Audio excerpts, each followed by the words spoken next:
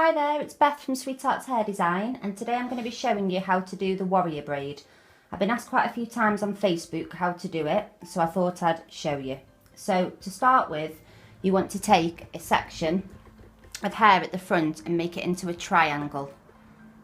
So you just do that and tie it out the way, and then you divide the hair in two and you Dutch braid down one side, but I'm going to show you on this side how to do it. So you want to do a small section of hair at the top,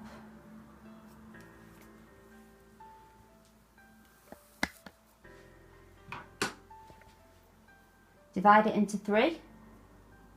Now I hold my hands a little bit weird, so hopefully you can see. So you basically take the outside section underneath the middle, outside section underneath the middle, and that's the first stitch.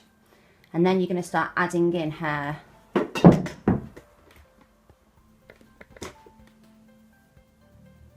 So add in hair, and you're going to continue to do this down.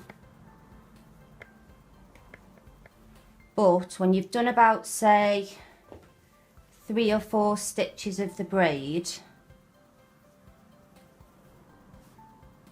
do one more. Then you want to hold it with one hand, and you want to start grabbing at the ends of the braid. And on this one in particular, you really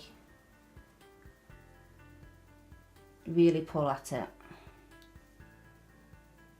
So when you've done that, carry on with your braid, adding in the hair. And you're going to continue to do this all the way down, stopping every 3 or 4 sections, because if you wait until you get to the end of the braid, it's really hard to pull it all out.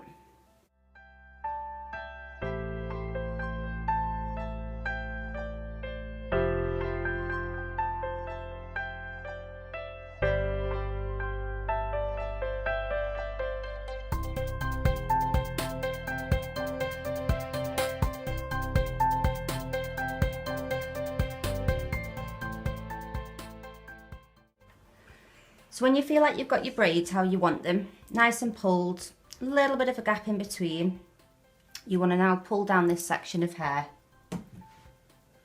That's it. So pull it down, and then we're going to be fishtailing this section. So you're dividing it into 2 even strands as best you can, and then you're going to take one small section from this side and add it to the other side.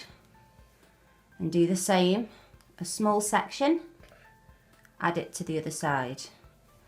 The first few strands of this braid you'll find are the hardest to do. So you just keep adding small section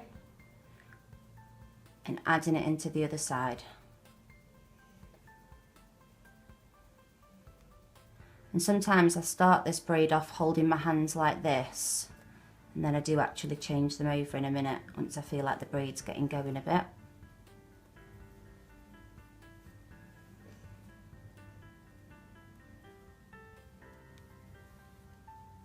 Okay, so you might be able to see a bit better now. So I'm taking a small section, crossing it to the other side.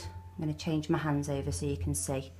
So I've got the 2 sections, so little tiny section with my finger and crossing it over. And again, little small section, crossing it over. And do this a little way down, and then I'll show you what we're going to do with this in a minute.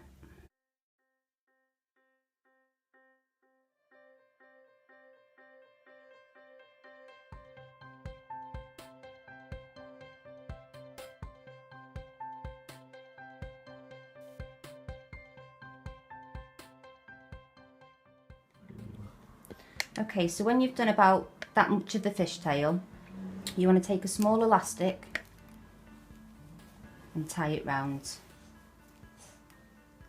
And then you're basically going to be doing what you did to the Dutch braids, which is really pulling at the outside of this braid. And you're fluffing it up, pancaking it out. because you're trying to get it to meet these braids here. You don't want there to be a gap. You're not supposed to be able to see where one braid starts and another one finishes. So you're trying to get it big enough.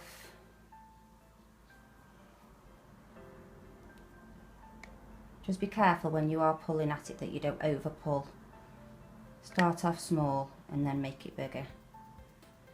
There we go.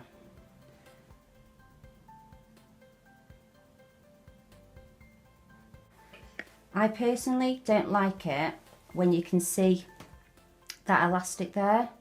So I just take a very small section of hair and I just wrap it around the elastic a few times, and then I get another elastic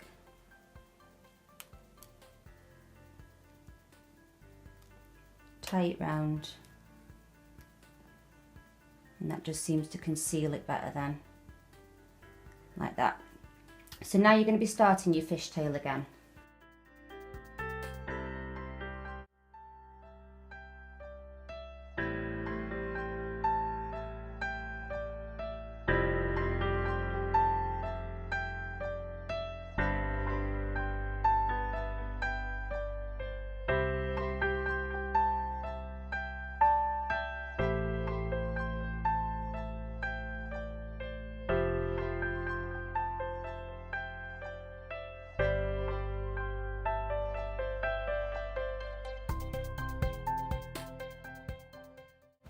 So when you feel like you've got all the braids done, pancaked all the way down with the fishtail, I just take the braid, lie it on top, and you want to just mess and make sure that there's no gaps between the braids. And then you grab all 3 braids together at the bottom, tie an elastic,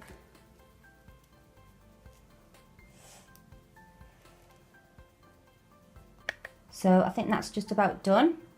So I'll give you a shot of the back so you can see it properly. So there you have it, there's the warrior braid. I hope you can follow what I was trying to tell you. It's a bit of a fiddly one, but I think it looks really interesting. And there you go.